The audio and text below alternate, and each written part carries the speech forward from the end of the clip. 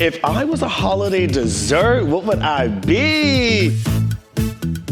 Hello everybody, my name is Kareem Queeman, affectionately known as Mr. Bake, and I am a judge at the Bakeshop. That's the Halloween and the Holiday Bakeshop on Flavour Network and STACKTV.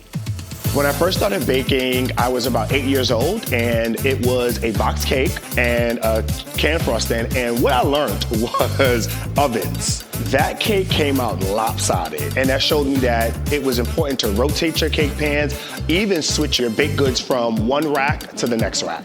The turning point for me to lead me into the culinary arts field was middle school. I had home economics, they don't call it that anymore, and Miss Kieski. She showed me the fundamentals of baking and cooking, and that was to really solidify this is the industry I wanted to get into.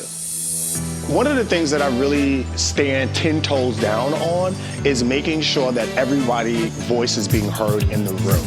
And when I started this journey, I didn't know that it would lead me into creating space for Black men in baking and pastry and leadership roles, as well as amplifying queer voices. It was just something I loved, but it's really important to me because I didn't see myself in the space. And now that I have gotten recognitions, I have gotten opportunities, I'm now connecting with more people who have already been in the kitchen doing amazing work. If they're Black men in baking or if they're queer people of color, I'm now starting to see a lot of those people get recognized as well now. So I'm not the only person in the room, thank God. But I know that we still have more feet to go.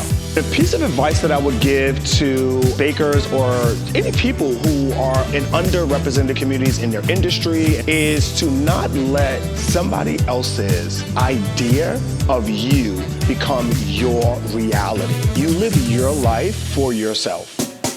Oh my God, one of the greatest things about being a judge on the Holiday Bakeshop is to get to work with such amazing people. Lauren, Ash, and Jordan, we're like the three amigos. But the other great thing about it is to meet these bakers and these pastry chefs at different positions in their lives and can really have a connection with these contestants. The holidays is definitely all about traditional things, and I try to tell people to tell your story in the baked good, right? So for me, for instance, one of my prize jewels is my sweet potato cake. What I've done is then created so many different variations with that one base. So I've elevated the product from its just basic layer cake level to adding, if it's a rum sauce that it gets soaked into, if it's a pretzel crumble now. It went from cake, it went from a donut. So my thing is I tell people, take a tradition, take a story that really resonates with you because you'll resonate with me, and reimagine that dessert now. You know what I mean? You don't have to make it the same way your parents making it. You can make it now because you have a full slate of culinary knowledge behind you that our parents didn't have. Ooh, first and foremost, you belong there. They picked you for a reason, so you can go ahead and take a deep breath and also lean on what you are good at. I think sometimes we try to size ourselves up, and I know, honey, I did 5 competitions in my lifetime.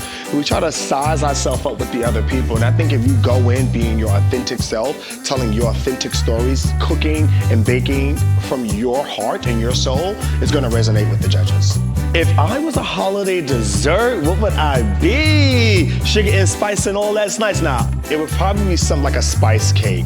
I want those warm autumn flavors that hugs you at night, but also just keeps you really comfort and cozy. My guilty pleasure, probably pie. I don't eat enough sliced pie throughout the year, and I have a big sweet tooth, so it's definitely all pies. And don't ask me which pie, because honey, I'm taking a slice of each pie that I like, and I'm adding some ice cream and caramel sauce on that too.